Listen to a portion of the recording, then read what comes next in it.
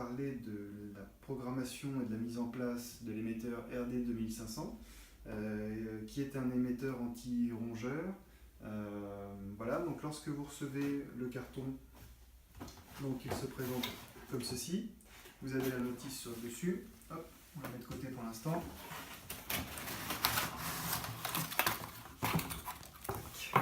Voilà, donc on libère le boîtier.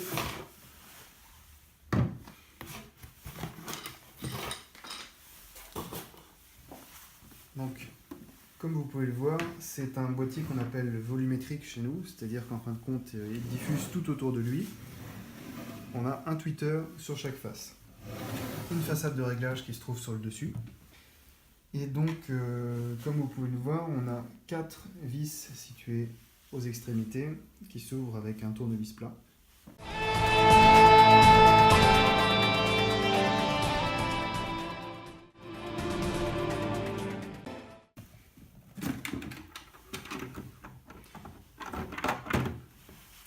Donc voilà le cœur du système. En fin de compte, donc, on retrouve 2 cartes génératrices d'ultrasons qui sont couplées entre elles et qui dispatchent leur système sur 4 tweeters, donc 2 tweeters par carte, pour avoir plus de puissance en sortie.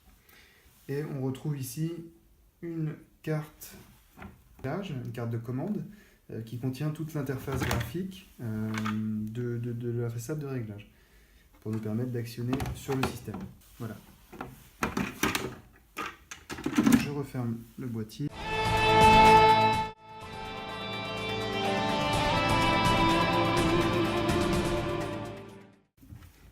Tout est refermé. Alors, on va pouvoir le brancher dès maintenant. Vous avez un petit circlips à enlever avec une pince coupante pour être plus libre.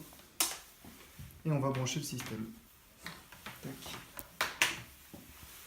Donc le système est bien branché, cependant vous ne voyez rien de s'afficher, c'est normal, il faudra appuyer sur le bouton ON. Alors juste avant, de quoi se compose cette façade de réglage? Donc du bouton ON ou veille, des menus plus et moins qui nous permettent de naviguer dans les valeurs, et menus qui nous permettent de naviguer dans le menu, je vais vous montrer.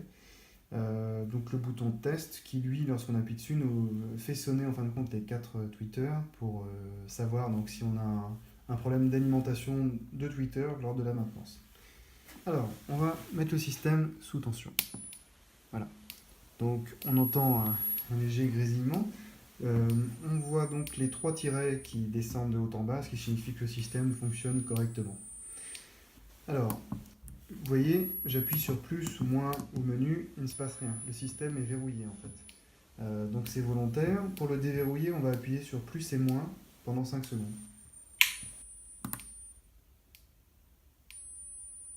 Voilà. Donc là, on arrive sur le menu A. Comme vous pouvez voir ici, on a une petite aide qui nous indique la trame du menu en fin de compte. Donc A qui signifie donc choix du nuisible, on peut paramétrer sur la valeur A, si on appuie sur le menu, tac. Là on voit le A qui clignote et la première valeur qui apparaît. Donc là on a la main en fin de compte sur le réglage du menu. On peut régler soit 1, soit 2 ou 3.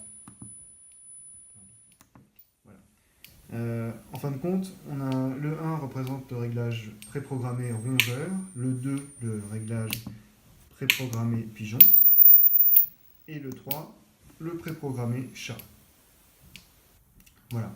Alors, ça, si vous voulez, ce qu'il faut savoir, c'est qu'on a implémenté ce menu A pour réaliser rapidement une installation de multiples systèmes en un seul bouton, en faisant en sorte que l'installation soit fonctionnel et efficace tout de suite. Le système comprend tout de même un deuxième menu, enfin 2 autres menus pour être plus précis, le B et le C. Le B d'abord, comme vous pouvez voir ici, le B nous permet de régler la fréquence mini et le C régler la fréquence maxi. En fait, le principe des systèmes ultrasons est toujours le même, c'est de faire naviguer la valeur d'émission entre une valeur basse et une valeur haute, pour éviter l'accoutumance du rongeur. Alors, ce qu'il faut savoir, c'est qu'ici, il est possible de régler manuellement la valeur mini et maxi sur le C. Lorsqu'on fait ça, on chante totalement le réglage du A. On prend la main, si vous voulez, manuellement sur le réglage du système. Donc là, en fait, par exemple, lorsque je suis sur B, j'ai appuyé sur le menu, on peut voir la valeur 20 en face qui signifie 20 000 Hz. Le B est réglé sur 20 000 Hz. Lorsqu'on va voir sur C, 30. Le système navigue en fin de compte entre 20 000 Hz et 30 000 Hz actuellement. Nous pouvons par exemple réduire cette fréquence. Il faut savoir que plus on baisse la fréquence, plus l'être humain va l'entendre. C'est inversement proportionnel. Donc par exemple, mettons 17 et 37. Voilà, donc lorsque vous êtes sur B par exemple, il est possible d'augmenter la valeur manuellement. La valeur du B donc de 20 par exemple à 22 000 Hz et la valeur du B de C, de 30 à 32 000 Hz. Donc plus on monte la valeur, plus on va être dans des crêtes de fréquence qui vont être inaudibles par l'homme.